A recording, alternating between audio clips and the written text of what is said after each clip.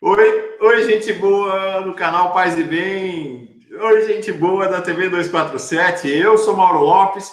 Este é o curso Retalhos da Nossa História, com o professor Pedro Lima Vasconcelos. Eu preciso fazer algumas explicações antes de convocar o Pedro para essa nossa conversa.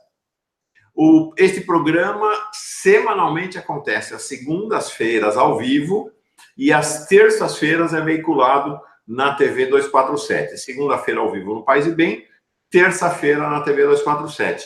Ocorre que nesta segunda-feira, dia 22 de abril, nós tivemos exatamente no horário do Retalhos da Nossa História, uma transmissão com o mestre Leonardo Boff, meu mestre do Pedro. Até quero que ele fale um pouquinho do Boff antes de começar nossa aula de hoje. Uma transmissão ao vivo numa rede do bem, transmissão simultânea da TV 247 com o canal Paz e Bem. Então, nós combinamos, Pedro e eu, de fazer a transmissão nesta terça-feira aqui.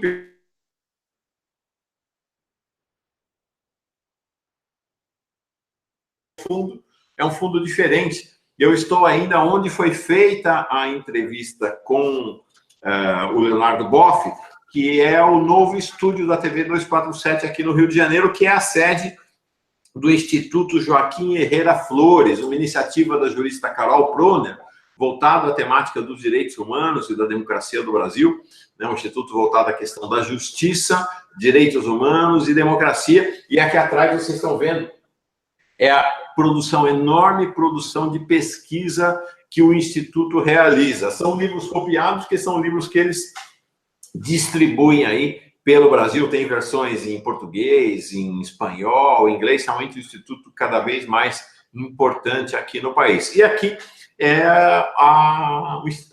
também, a partir de agora, o estúdio da TV 247 no Rio de Janeiro. Então, estou nessa transição. Por isso, nós estamos gravando esse programa, não está sendo ao vivo. Ele vai ao ar como uma estreia, como se for ao vivo, nesta terça-feira, dia 23 de abril, às 5 horas da tarde, no Paz e Bem, e na quarta-feira, na TV 247. Então, tudo meio bagunçado, mas a vida é assim mesmo. A vida é uma grande bagunça. O reino de Deus deve ser, para nós que acreditamos nisso, no reino de justiça e paz, deve ser uma festa muito bagunçada. Nada dessa coisa muito ordenadinha, não. Pedro, grande alegria de te rever. O prazer é meu, Mauro. Bom dia a você, ao Rio de Janeiro, capital do estado em que eu nasci. E queria dar os parabéns a você, ao 247, por esse momento tão significativo aí que vocês estabelecem a sede no Rio de Janeiro, esse novo estúdio.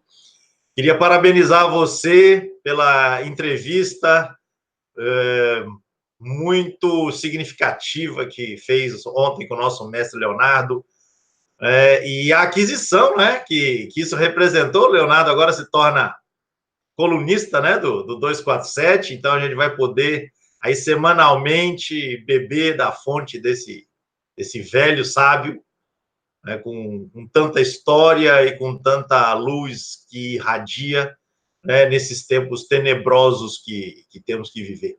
Então, um cumprimento muito efusivo a você e ao 247, a Paz e Bem, nesse momento de ampliar aí as possibilidades de atuação e desse serviço fundamental, né, nesses tempos que estamos vivendo. Foi, de fato, muito emocionante e emocionado. O Leonardo Boff, aos 80 anos, é um velho sábio, né, cabelos brancos, barbas brancas, e talvez é o grande teólogo da história do país, perseguido pela hierarquia da Igreja Católica, perseguido pela direita fundamentalista, tanto católica quanto evangélica aqui no país, né, pela direita política também, pela extrema-direita política.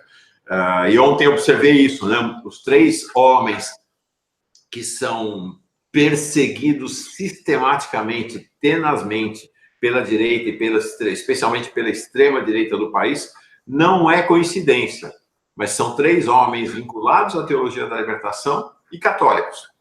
Leonardo Boff, Paulo Freire Luiz Inácio Lula da Silva. Não é coincidência. Não é coincidência, isso diz algo sobre a alma do Brasil. Bom, nosso tema hoje, com Pedro Lima Vasconcelos, nesse retalho da nossa história, o quinto encontro dos retalhos da nossa história, é uma continuação do estudo sobre o Quilombo de Palmares, sobre a saga de Zumbi e Dandara e a comunidade do Quilombo dos Palmares, que se estendeu por mais de um século, onde hoje é Alagoas, onde mora Pedro Lima Vasconcelos. Sinto que a gente tem um estúdio também do País e Bem aí em Maceió. Hora dessa eu vou aí, Pedro. Pra gente... Será um prazer. Será um prazer. Seja bem-vindo. Muito bem-vindo. Então, vamos à aula, professor. A sala já deve estar reunida, mas hoje reunida com o programa gravado. Ok. Então, Mauro, antes de começar, mais uma vez fazendo a reverência e homenagem ao mestre, né? Eu queria contar para você que eu tenho um privilégio que você certamente não teve. Eu morava em Petrópolis na época em que o Leonardo foi chamado a Roma para se explicar diante do então cardeal Joseph Ratzinger. E eu tive o privilégio, eu estava no seminário, eu tive o privilégio de sair às ocultas do seminário para participar da missa que Leonardo Boff presidiu quando da sua volta dessa viagem que ele foi obrigado a fazer em Roma, por conta do seu livro Igreja, Carisma e Poder. E ele, então, fez presidiu uma missa, convidou os amigos, amigas, e eu sorrateiramente apareci lá. E apareci com um livro para ele autografar. Portanto, eu tenho um autógrafo do Leonardo ali dos idos de setembro de 1984. Justamente quando ele voltou da sessão inquisitorial a que ele foi submetido, antes de ser submetido ao tal silêncio obsequioso. Que pois é. Fantástica, Pedro. Eu queria deixá-lo invejoso. Deixou? Conseguiu. E, ao mesmo tempo, fazer aí uma lembrança boa e, mais uma vez, prestar minha homenagem a esse grande mestre, né, de tantos temas, de tantos assuntos, e pela trajetória da vida dele, me ensinou muito. Eu lia textos dele em tempos em que as coisas ainda eram mais complicadas. Ele era o grande inimigo, né, da igreja, etc. Enfim, mestre Leonardo, nossa satisfação muito grande, né, e a minha satisfação muito grande de me ver envolvido aí num projeto junto com você, Mauro, que tem no Leonardo também aí uma figura de destaque e com uma contribuição muito grande que só nos vai enriquecer. Feita essa memória de mais de 30 anos, então vamos lá, a retomada da nossa reflexão sobre esse retalho tão importante da história brasileira, que é a trajetória dos Palmares, do Quilombo dos Palmares. Na última vez, nós procuramos tratar um pouco do acesso, na verdade, das dificuldades que temos para acessar a experiência cotidiana, né, que terá sido vivida, criada, tecida nesse mais de um século de história, né, que foi o Quilombo, com seus vários mocambos, com os vários momentos, né, que esse empreendimento viveu. E a sugestão de fazer um segundo encontro a respeito do assunto tem a ver agora com o outro lado da história, ou seja, como é que Palmares repercutiu na sociedade daquele tempo e como é que as forças da repressão atuaram no sentido de riscar Palmares do mapa e a tentativa de tirá-lo da memória, inclusive, né? E nesse esforço para alcançar a destruição de Palmares, vão concorrer não só as forças militares, as forças políticas estabelecidas, mas também o aparato religioso, né? E para os nossos propósitos, essa faceta da questão, ela é particularmente importante. Então, no momento oportuno, eu quero aqui me deter num texto produzido pelo célebre Padre Antônio Vieira, né, que justamente vai ser personagem deste encontro e de mais um ou dois encontros nossos aqui, nessa sequência de retalhos. O texto do Vieira, no seu brilhantismo literário, ele é muito esclarecedor, né, da mentalidade, do modo como as coisas eram pensadas naquela conjuntura, e um modo que, no final das contas, celebra como algo fundamental para a conquista, para a colonização e a cristianização do Brasil, o massacre de milhares e milhares de africanos, africanas e seus descendentes. Então é isso. No nosso encontro hoje, vamos pensar um pouquinho sobre as reações, né, culminando então com esse texto do Padre Antônio Vieira, que, no fim das contas, dá a palavra final para que o empreendimento que haveria de praticamente destruir Palmares fosse realizado, como a gente já comentou na última vez, por obra do bandeirante Domingos Jorge Velho. Que é uma característica que atravessa nossos cursos com Pedro Lima Vasconcelos. Foi assim com Belo Monte e Canudos, está sendo assim com os retalhos da nossa história. A história brasileira tem esse aspecto de tragédia, Toda vez que o povo brasileiro levantou a cabeça, e no nosso caso aqui do curso, né, dentro do Paz e Bem, levantou a cabeça para afirmar uma espiritualidade libertadora, os poderosos passaram com um trator sobre a cabeça do povo, né, com destruição, fogo, bala, canhão, chamas, repressão, prisão, tortura e morte. Isso é impressionante, é uma constante na história do povo brasileiro, né, Pedro? Nesse sentido, é que eu sempre tomo a trajetória do Belo Monte de Antônio Conselheiro como emblemática. Ariano Suassuna, ele retoma umas expressões de Machado de Assis para dizer que o Belo Monte é uma reedição de algo que se repete cronicamente na nossa história. O Brasil oficial que se volta contra o Brasil real, esmagando-o.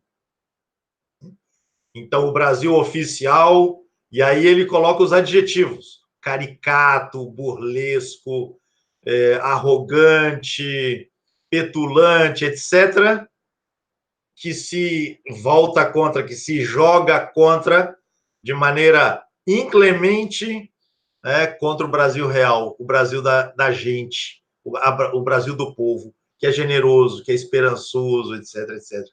E um dia desses, Mauro, aproveitando o ensejo, eu encontrei uma frase atribuída àquele notável linguista e autor do Dicionário da Língua Portuguesa, o Antônio Wise. Foi político também, né?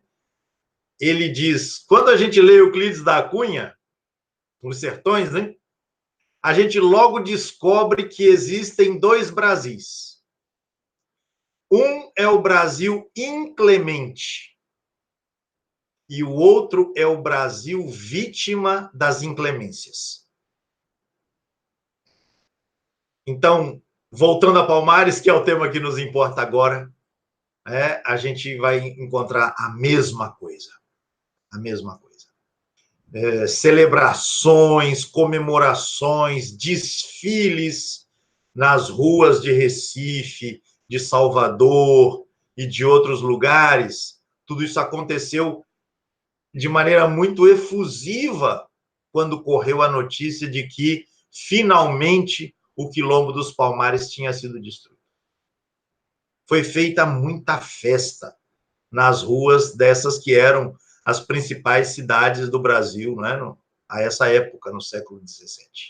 Missas foram rezadas, cânticos religiosos foram entoados, hinos em ação de graças a Deus pela destruição de Palmares foram elevados aos céus. Né? Daí a gente consegue entender por que é que em tempos tão tenebrosos como esses que nós estamos vivendo, o lema seja Deus acima de todos. E a pergunta que precisa ser feita, né, é: que Deus é esse? Que um regime tão brutal contra os mais pobres, contra as pessoas que sofrem as inclemências, que Deus é esse que preside tudo isso? Essa é uma questão para a teologia, é uma questão para a espiritualidade, mas é uma questão também para nós que, de maneira em geral, façamos a pergunta sobre os traços que constituem a nossa cultura. Legal. De fato, acho que essa é uma questão central para nós, né? É uma questão central porque ela pontua, marca toda a nossa história, toda a história do país, né? E explica também, para falar do Boff, e de você, da sua trajetória também, né, Pedro? Por que a teologia da libertação foi tão perseguida e ainda é tão perseguida no país hoje, né? Porque ela afirma uma outra ideia de Deus, né? Que se opõe a esse Deus dos poderosos. Eu me lembro de um trabalho que ali nos anos 80 foi um marco para mim, né, na minha formação. Um livro chamado O Deus dos Oprimidos, de um teólogo estadunidense da libertação, um teólogo negro, chamado James Cone.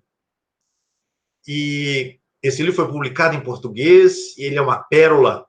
E ele tem uma tirada, numa certa altura, Mauro, em que ele diz algo como o seguinte: se o Deus da Bíblia, tivesse lá no Antigo Egito escolhido, em vez dos escravos hebreus submetidos à dureza dos trabalhos forçados para o erguimento daquelas obras grandiosas, né, que o Egito Antigo nos deixou.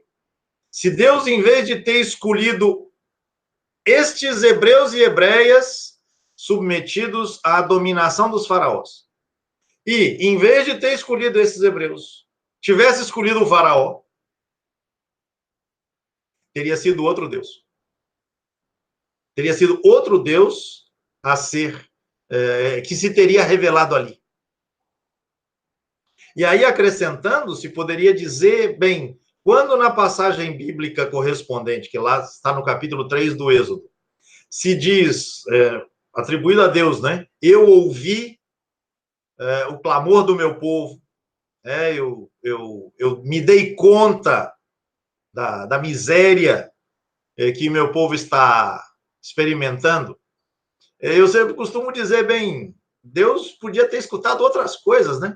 Podia ter prestado atenção para ouvir outras coisas, mas ele foi justamente escutar o clamor do povo.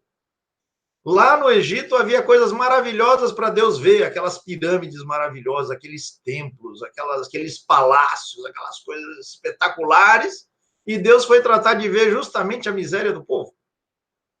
Então, por isso que James Cone diz, se Deus tivesse escolhido o faraó e não os hebreus, seria um outro perfil de Deus a ser revelado no texto. Portanto, voltando a Palmares, porque Palmares é inspirador, né, para a gente pensar tantas coisas, ali também você tem um conflito, né, das representações da divindade, dos entendimentos a respeito da divindade. E o que a gente vai concluir na leitura do texto do Padre Vieira é justamente a convicção de que existe um entendimento da divindade absolutamente comprometido com o projeto colonizador.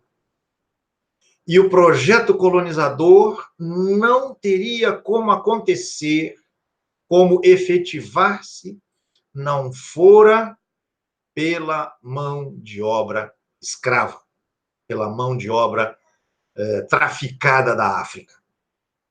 Afinal de contas, e agora eu vou citar aqui uma expressão que eu vi atribuída ao Vieira, não encontrei nenhum texto dele, mas eu encontrei várias vezes essa referência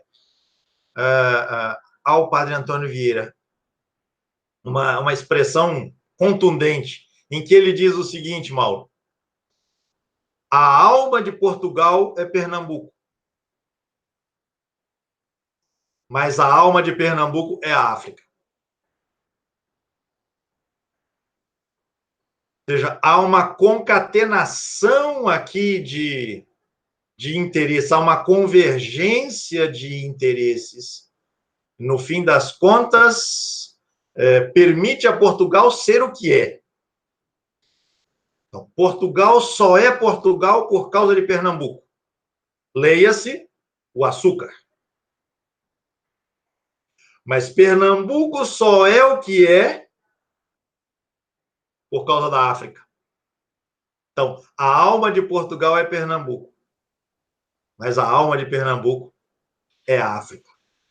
Você rompe... A alma de Pernambuco, a alma de Portugal é a cana-de-açúcar, a alma de Pernambuco é a escravidão. Exatamente. Exatamente. E esse elo, ele é fundamental. Ele não pode ser quebrado. De sorte que, se você questiona isso, se você coloca em dúvida a legitimidade, a decência de um projeto como esse, você o compromete nas raízes, porque ele é imoral. Ele é imoral. E Palmares é a expressão de que um outro Brasil é possível. Um outro Brasil é possível. Né? Nesse sentido, nós falávamos do outro encontro, Palmares se apresentou como uma república, ou foi visto como uma república, ou seja, como uma organização autônoma, né, que durante mais de um século se viabilizou, né, em meio a todo tipo de achaque, a todo tipo de hostilidade, a todo tipo de perseguição, de ameaça, de risco, nas circunstâncias as mais precárias e adversas, como, repito, a gente falou, a gente comentou no encontro passado. O céu não era de brigadeiro, né, para a viabilização de Palmares. No entanto, Palmares existiu, Palmares resistiu, dando conta, dando mostra de que era possível uma outra configuração de Brasil naqueles tempos de absoluta truculência para a viabilização deste projeto que, no fim das contas, garantia a alma de Portugal. Vale repetir a expressão. A alma de Portugal é Pernambuco, mas a alma de Pernambuco é a África. Na semana passada, Mauro, você levantava uma questão, eu retomo aqui, para a gente, então, depois avançar a comentar o texto do Padre Vieira, sobre as incursões contra Palmares, né? Se elas foram muitas, como se deram. Eu recolhi aqui algumas informações, elas seguramente não são completas, mas elas dão uma ideia. Né? Então, se nós temos Palmares estabelecido desde fins do século XVI, 1580, 1590, a gente não sabe direito, né? Então, negros e negras fugindo da escravidão, ou seja, dos engenhos que estão viabilizando, né, a produção açucareira. Então, a primeira expedição registrada contra Palmares é uma expedição hispano-portuguesa. Não vamos esquecer que Palmares nasce no momento em que o trono de Portugal está ocupado pelos reis da Espanha. Nós falamos disso também no encontro passado. Então, nesse tempo do governo dos reis filipinos, Filipe II, III e IV, então nós vamos ter uma primeira expedição em 1612. Ou seja, a organização dessa expedição, que obviamente não conseguiu os intentos pretendidos, ela já dá mostra de que Palmares incomoda. Porque é importante também levar em conta, Mauro, inclusive para a gente entender questões do nosso cotidiano atual.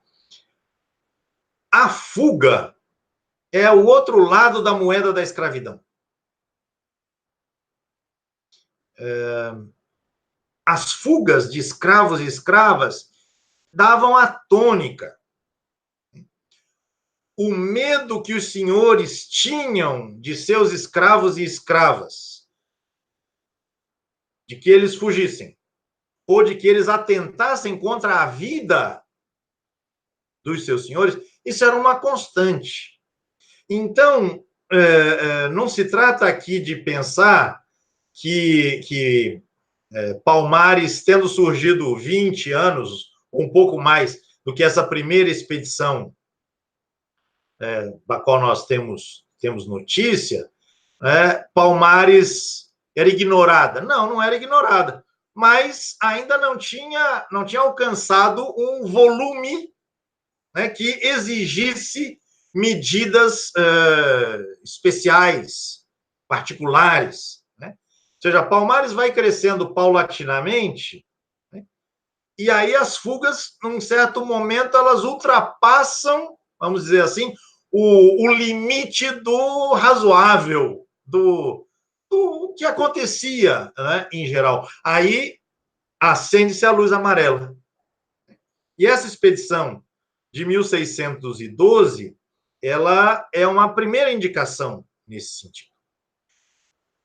Os portugueses e espanhóis têm aí que lidar, então, com esse entrave, com esse obstáculo, para a consolidação dessa ordem colonizadora. Só que, como nós dissemos também na última vez, logo vem os holandeses. E aí você vai ter os problemas que vão envolver espanhóis e portugueses de um lado e os holandeses de outro. Então você vai ter lutas entre os agentes da colonização. Ora, esse embate entre colonizadores será um momento propício para que Palmares, no interior, se agigante. Porque eles estão consumindo forças entre eles. E as ações repressivas, então, perdem um pouco de força nesse tempo. Não necessariamente porque os holandeses fossem mais generosos ou bondosos ou coisa parecida. De forma alguma. É que os colonizadores estavam empreendendo esforços entre eles, para ver quem é que haveria de controlar Pernambuco. Enquanto o Bolsonaro e o Mourão estão brigando, aparece um espaço ali para o povo brasileiro, para a democracia, né? Pois é. As analogias são possíveis, né? Na hora que você tem a afirmação de um poder colonizador de maneira hegemônica e de maneira inconteste, a possibilidade da repressão contra Palmares, ela se agiganta, ela aumenta. Isso não significa dizer que no tempo do Brasil holandês não se tentou reprimir Palmares. Pelo contrário, houve tentativas também. Mas o fato de que tenha havido essa experiência holandesa deu a Palmares uma sobrevida. E uma sobrevida importante, porque aí Palmares cresce. E na medida em que Palmares cresce, as dificuldades para destruí-lo só vão aumentar. Então, depois que os holandeses são expulsos do Brasil, isso em 1654, a gente vai encontrar noticiadas várias expedições entre 1654, justamente o ano da expulsão dos holandeses, e 1677. Diz aqui o Ronaldo Weinfass, no texto que eu mencionei semana passada, Deus contra Palmares, ele diz, entre 1670 e 1600... Perdão, a partir de 1670, as autoridades puseram em marcha um plano de destruição sistemática, com ataques quase anuais às aldeias.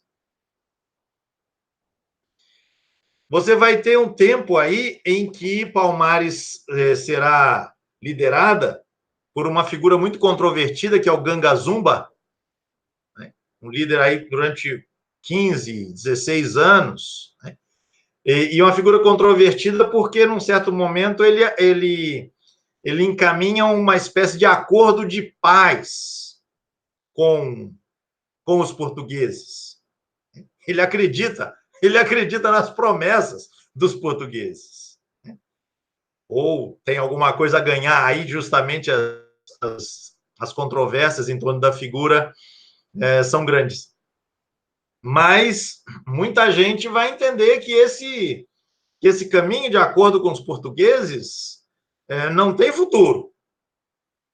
E aí, justamente, em 1678, Ganga Zumba deixa de ser o líder, ele é combatido e, no seu lugar, vai emergir a figura mais famosa, né, do quilombo, que é justamente Zumbi, que tem uma posição de enfrentamento do poder colonizador português. E aí se entra numa nova fase, que será, no fim das contas, a fase definitiva, que vai levar, no final, a destruição de Palmares e ainda um lento agonizar do que sobrou do ataque comandado pelo Bandeirante, que a gente já mencionou. Então, é nesse contexto, aí já dos anos 1680 para frente, então, quando esse acordo de paz, que é rejeitado pelos próprios quilombolas, de um lado, ou por grande parte deles, e pelos portugueses, porque os portugueses faziam acordo para desfazê-lo no dia seguinte. Quer dizer, os olhos mais lúcidos tinham muita clareza de que isso não iria para frente. Né? Então, é nesse contexto que serão tentadas outras medidas, ou outros caminhos para resolver esse entrave, porque Palmares, a essa altura, já está perto dos seus 100 anos, e ele representa alguma coisa absolutamente ameaçadora para o projeto. E então se coloca a pergunta sobre se seria o caso de decretar, de estabelecer uma, digamos assim, uma anistia a Palmares. Vamos cuidar de Palmares, vamos cristianizar Palmares. Mas a cristianização associada a um processo de autonomização, de reconhecimento de Palmares. Isso se coloca como questão, se coloca como projeto, como pergunta. O rei de Portugal, Pedro II, não confundir com o nosso Pedro II de Portugal, século XVII. Ele coloca a pergunta, não porque ele esteja condoído da situação dos palmarinos, palmarinas, mas porque não vem saída, não vem como manter essa situação de não reconhecer Palmares, e Palmares está ali todo dia denunciando a quem quiser ver a falência desse projeto. De um projeto que não se afirma a não ser pela truculência. Então, há inúmeras consultas, inúmeras negociações, inúmeras avaliações e estudos sobre a viabilidade de se estabelecer alguma maneira, né, de Palmares continuar existindo dentro da colônia portuguesa. É quase uma contradição em termos. E é justamente isto que Padre Antônio Vieira vai explicitar com a sua pena absolutamente magistral do ponto de vista literário, né, colocando de maneira absoluta, clara, maneira cristalina. Não, não é possível. Palmares não tem lugar. Não tem lugar. E é justamente em resposta a uma consulta desse teor, né, sobre se deveriam enviar padres para catequizar a gente palmarina, que o padre Antônio Vieira, então, responde desmerecendo essa proposta, tratando de mostrar que ela é incoerente, ela é inviável. E vamos convir, Mauro, do ponto de vista do projeto colonizador, é mesmo. Palmares não tem lugar dentro do retrato, para fazer eco de novo ao Samba Enredo da Mangueira, desse tipo de retrato, esse tipo de projeto, Palmares não tem lugar. Então, Vieira apresenta, eu vou retomar aqui o texto porque vale a pena, inclusive do ponto de vista literário, passar por ele e pensar a seu respeito. Então, padres não devem ser enviados a Palmares. E que fique claro, mandar padres a Palmares não é simplesmente mandar missionário, é mandar alguém que, no fim das contas, representa o Estado português, representa o projeto de colonização.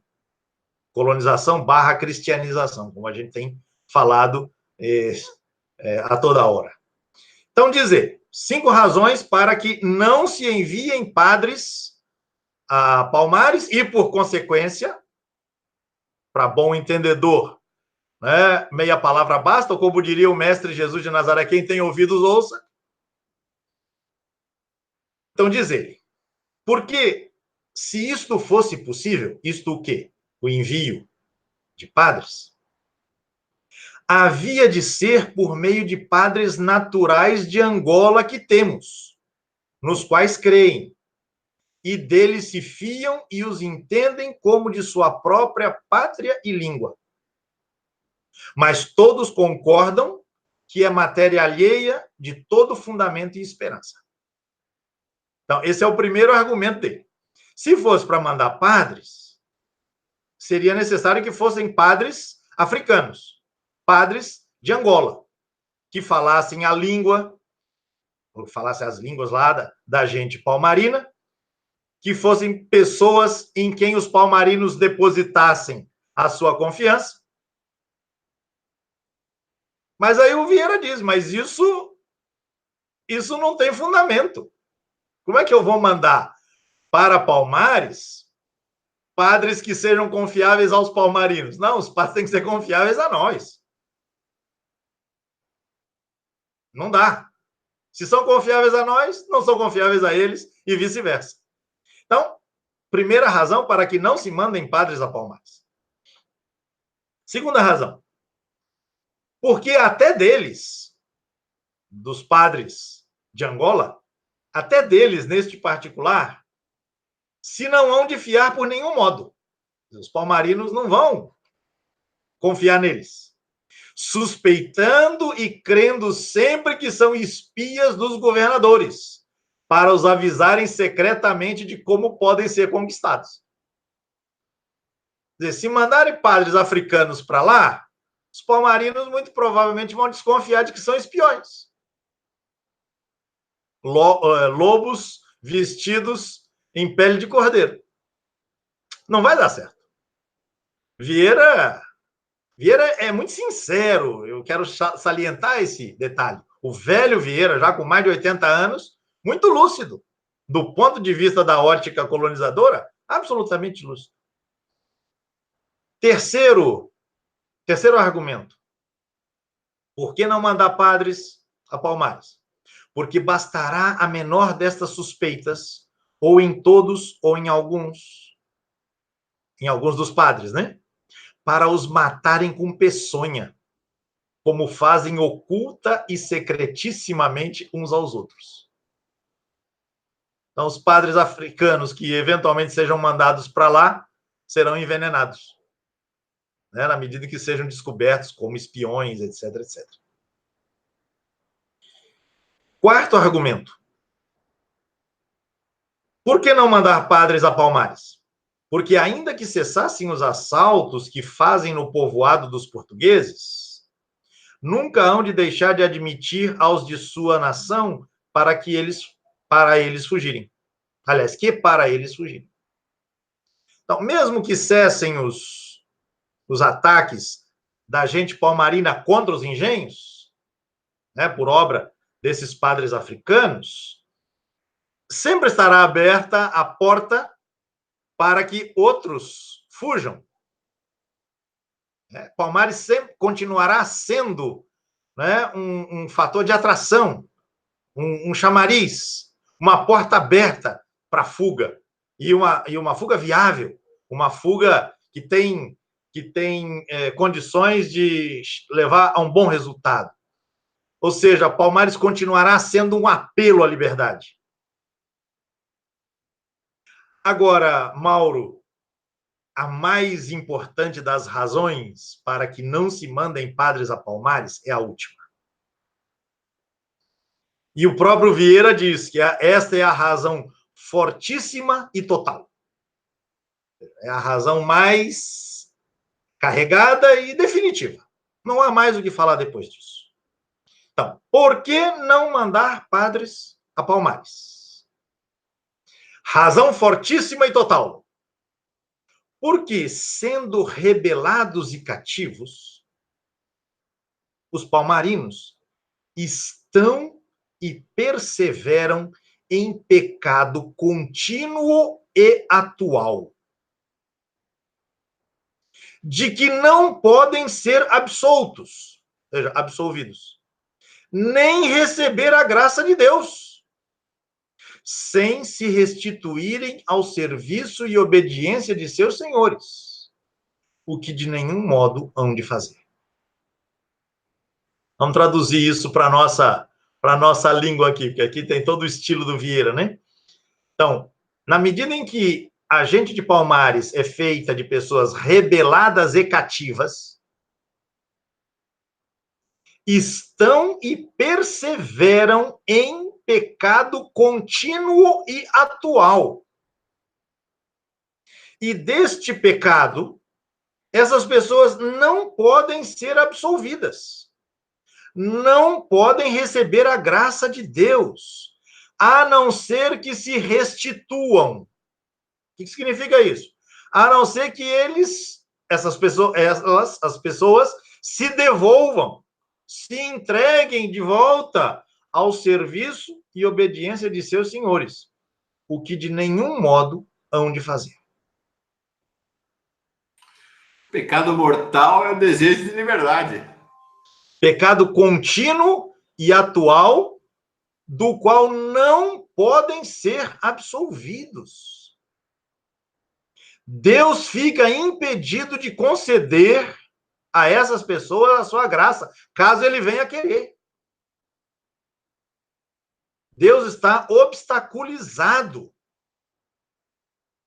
E a condição para que eles possam receber a graça de Deus é a de que eles se restituam ao serviço e obediência a seus senhores.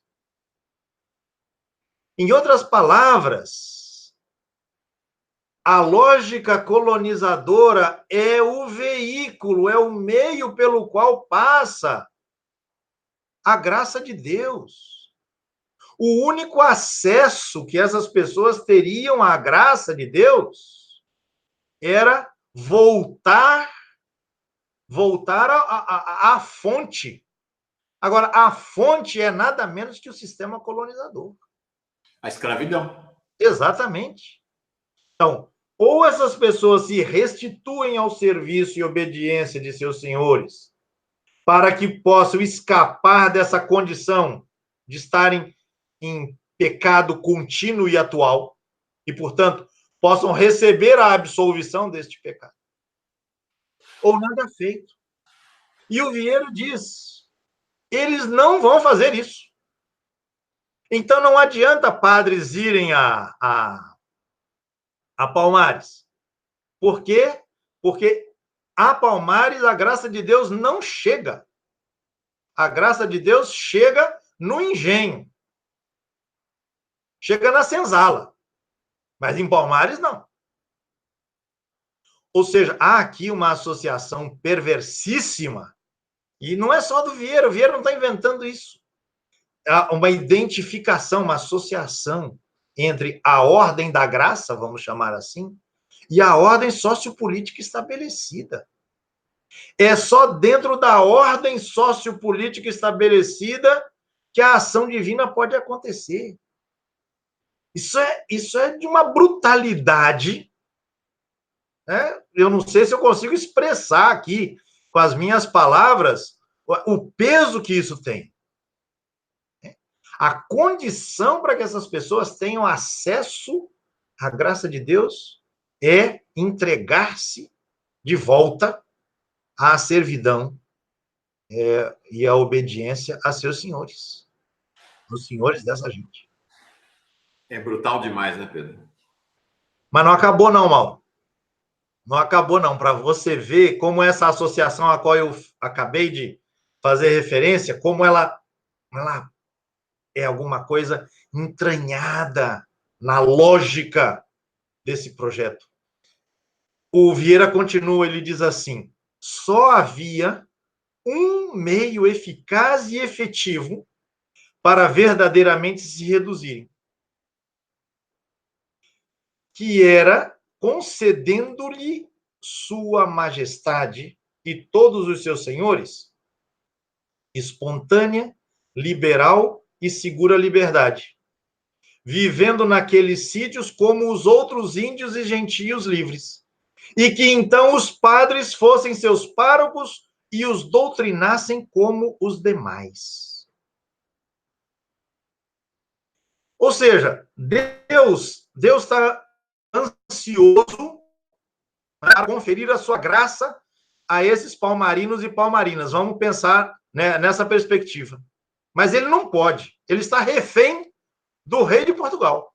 Deus está refém do rei de Portugal e dos senhores de engenho que representam o projeto português aqui.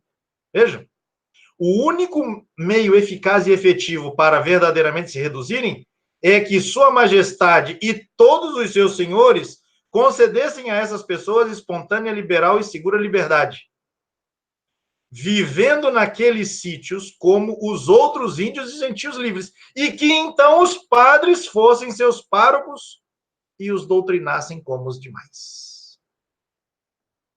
Ou seja, pense que no fim das contas, Deus está refém do rei de Portugal e dos senhores de engenho. Os padres estão absolutamente amarrados ao projeto colonizador, e se o rei e os senhores dão a liberdade, aí sim os padres podem evangelizar essas pessoas e Deus pode então fazer fluir a sua torrente de graças em prol dessas pessoas. Mas, e aí vem a última frase desse argumento fortíssimo e total, continua então Vieira, esta liberdade, essa eventual liberdade que o rei e os senhores concedessem aos palmarinos e palmarinas, esta mesma liberdade seria a total destruição do Brasil. Porque conhecendo os demais negros, que por este meio tinham conseguido ficar livres, cada cidade, cada vila, cada lugar, cada engenho seriam logo outros tantos palmares, fugindo e passando-se aos matos com todo o seu cabedal, que não é mais que o próprio corpo.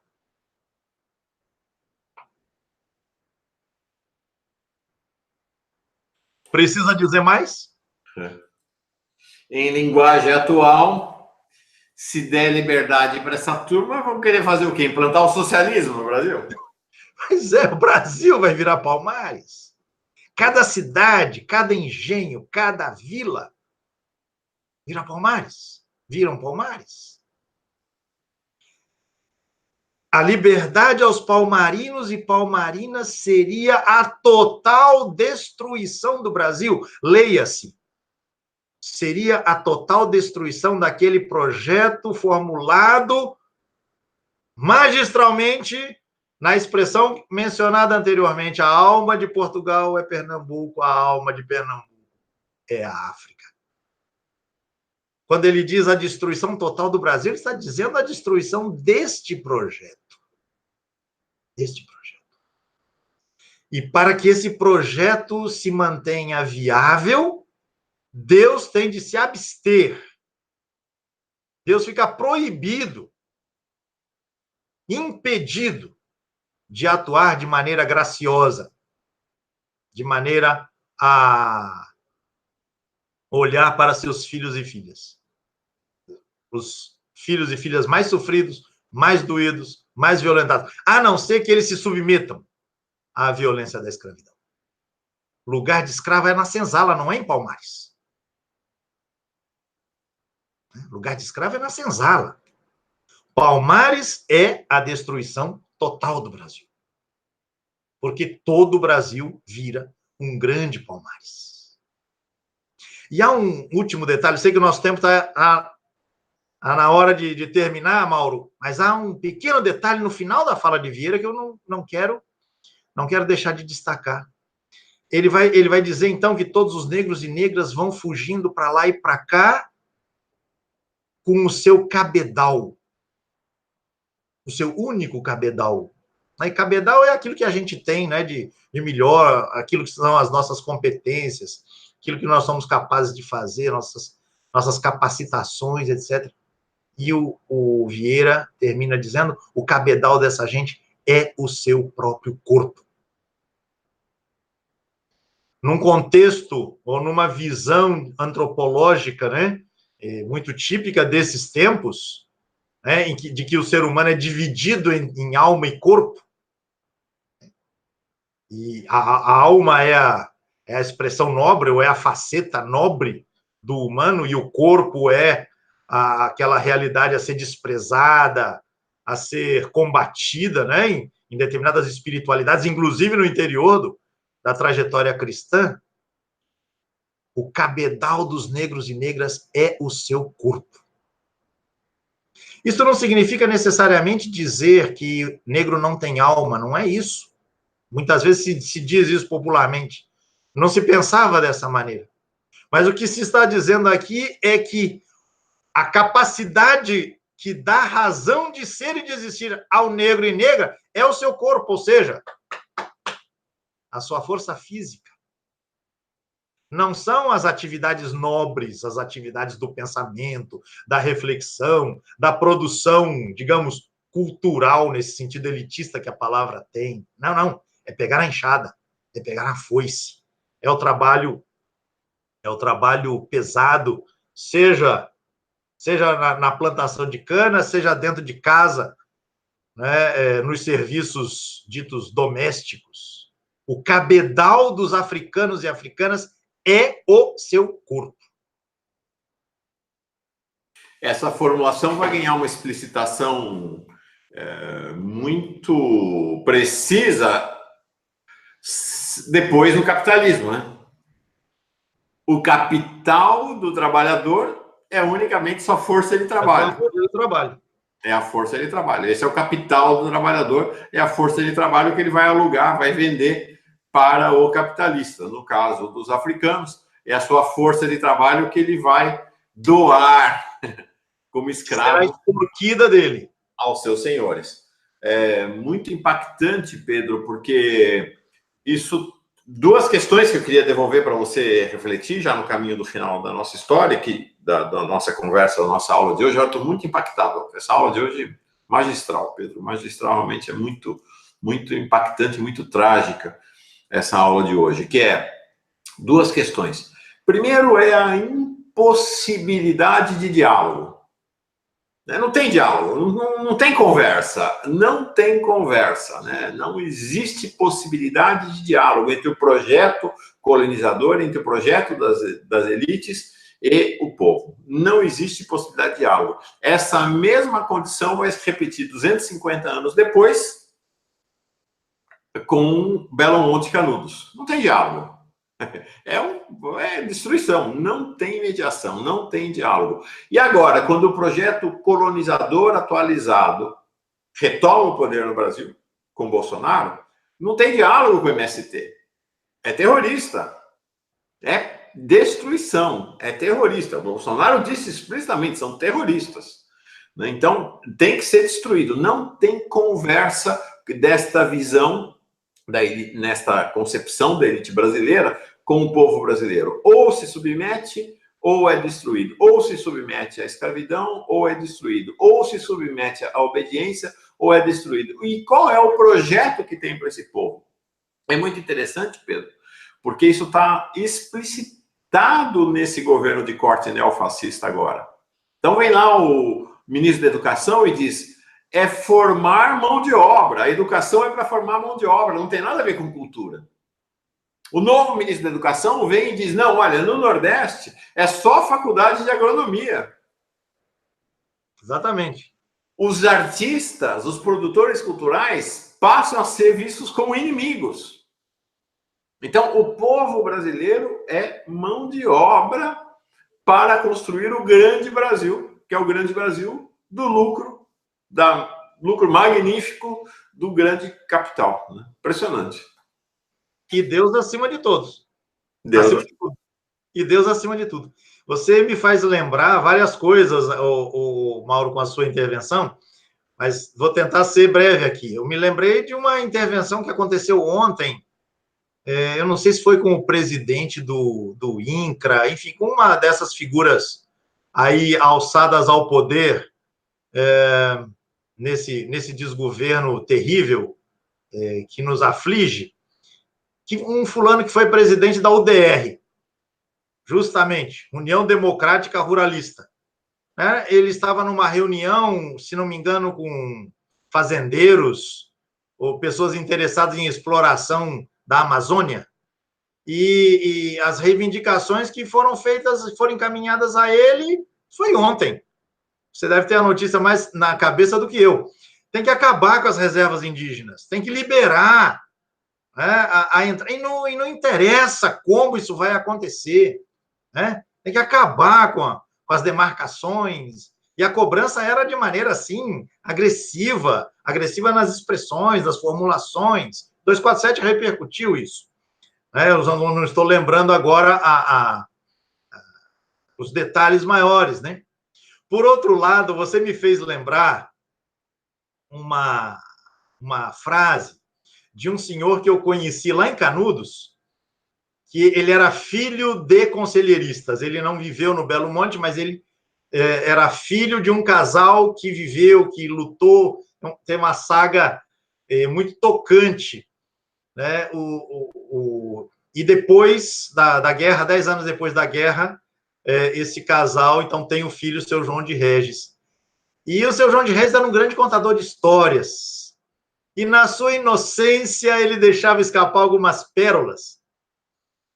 Uma pérola que ele contava para mim, diz: olha, eu passei 50 anos sem falar sobre esse assunto, porque eu ficava morrendo de medo que a polícia voltasse. Depois ele dizendo: eu não sabia que Canudos era tão importante assim. Se eu soubesse que Canudos era tão importante assim, eu ia ganhar muito dinheiro contando as minhas histórias. Mas a última das frases dele, que ele sempre repetia, era, quando perguntado: mas por que, seu João, o senhor acha que a guerra aconteceu? Né? Que atingiu tantas pessoas que seus antepassados conheceram, pessoas próximas da sua família, etc. E a resposta dele, na pureza do homem sertanejo, mas de um homem calejado, seus quase 90 anos, foi quando eu o conheci: faltou um pouquinho de conversa. É essa conversa que não houve em Palmares. Ou que quando houve, foi desfeita no dia seguinte. E é essa conversa que não se quer ter, e que esse desgoverno amalucado, truculento, com o lema Deus acima de tudo e acima de todos, né, quer impor a nação. Então, é a repetição trágica, né, de uma lógica que se instituiu. Não há conversa. Efetivamente, não há conversa. E o texto de Vieira deixa isso muito claro. Não dá para conversar.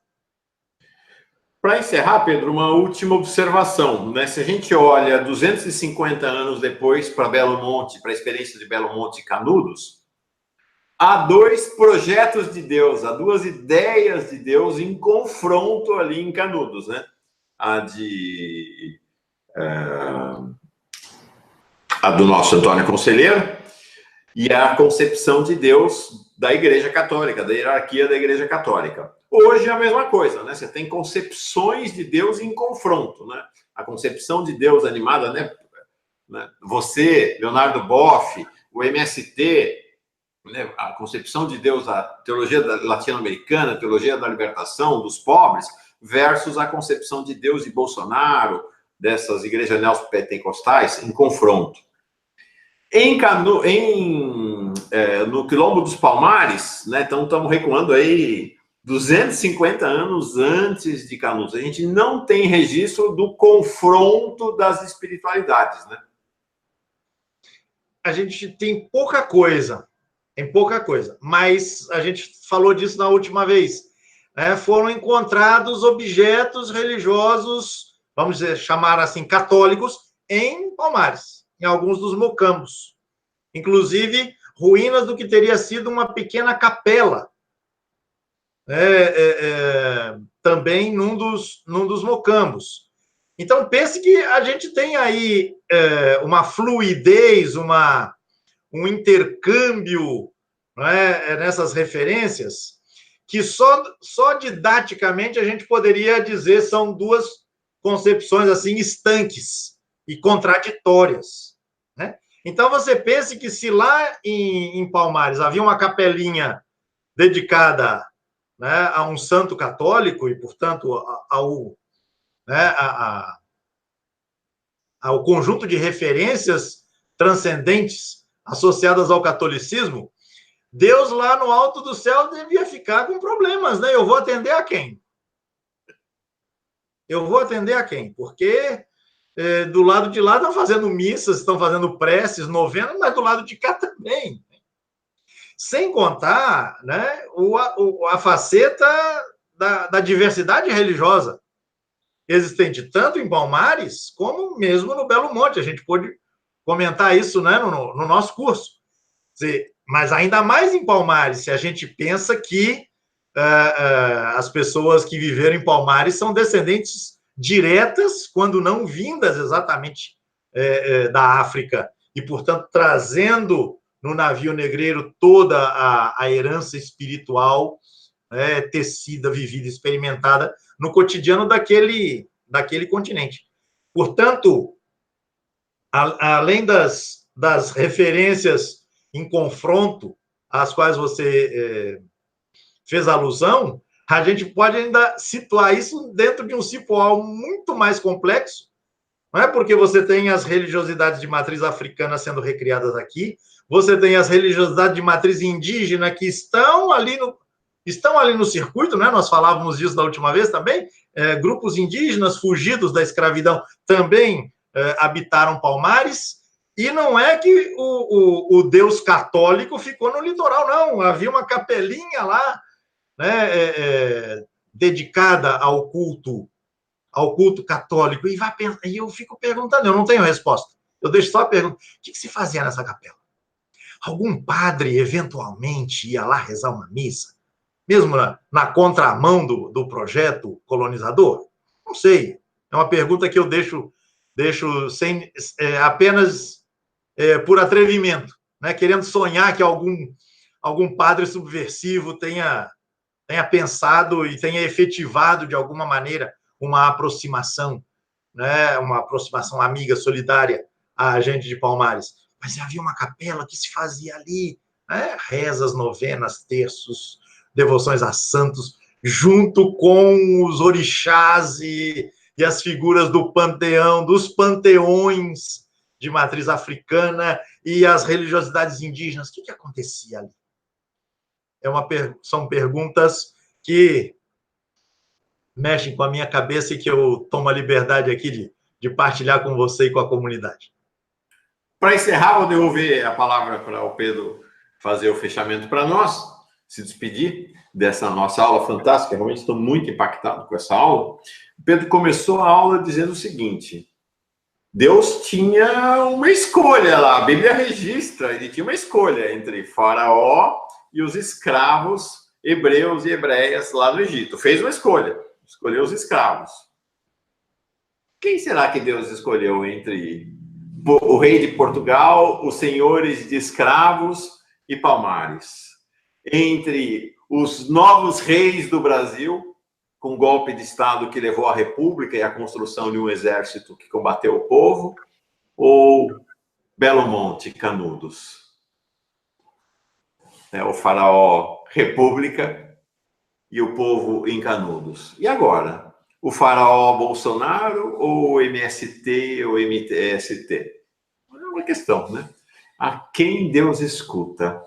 Com quem Deus está? Essa é uma questão que atravessa a história da humanidade e da espiritualidade. E este é o tema do Retalhos da Nossa História, toda semana, com Pedro Lima Vasconcelos. Pedro, estou muito, muito grato a você. Acho que quem assistir essa aula hoje também, gratidão enorme. Acho que uma das aulas mais impactantes, um dos momentos mais impactantes da nossa jornada aqui no Paz e Bem e na TV 247. Obrigado mesmo. Eu que agradeço, Mauro, pela oportunidade, pela possibilidade, e à luz dessa sua última consideração, eu gostaria de recomendar a quem nos vê e nos escuta a leitura de um texto de um grande escritor, mas de uma figura humana maravilhosa. Um ateu, talvez seja um dos melhores faladores de Deus, faladores a respeito de Deus, que é José Saramago. Há um texto, vocês vão encontrar facilmente na internet, chamado O Fator Deus. Tem tudo a ver com isso que você acabou de falar agora. O Fator Deus. É um texto que Saramago escreve impactado pelos atentados, né, feitos lá a Nova York, né, e Washington, no famoso 11 de setembro de 2001. E aí o Saramago vai dizer, o problema não é Deus. O problema é o que fazem com ele. O fator Deus. Vale a pena. É uma coluna de jornal. E é um texto impactante para crentes, não crentes, porque provoca e nos exige refletir sobre as raízes civilizacionais, culturais, das crenças, das ideias religiosas, das representações do divino. E a história brasileira, né, os retalhos aí estão tratando de mostrar, é um celeiro extremamente fértil para que essa pergunta seja feita.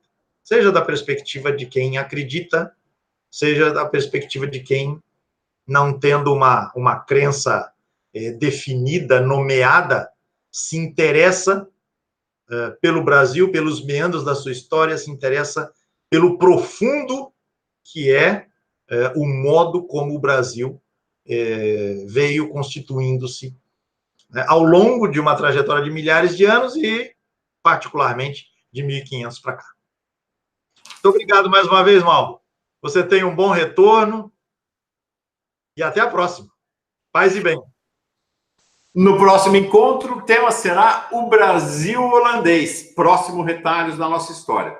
Para terminar, se você não está inscrita ainda no canal Paz e Bem, inscreva-se assim que acabar de assistir esse vídeo. Se você tiver possibilidade, torne-se um assinante, uma assinante solidária do canal Paz e Bem. O link está na descrição deste vídeo e está também no nosso site, pazebem.org. Pazebem.org, lá tem tudo que tem no canal Paz e Bem, tem lá no site também, e mais artigos, textos, e aí você pode se tornar um assinante, uma assinante. O texto do Saramago e as outras referências que o Pedro fez estarão também na descrição desse vídeo. Valeu, gente. Grande aula, estou muito, muito impactado e agradecido.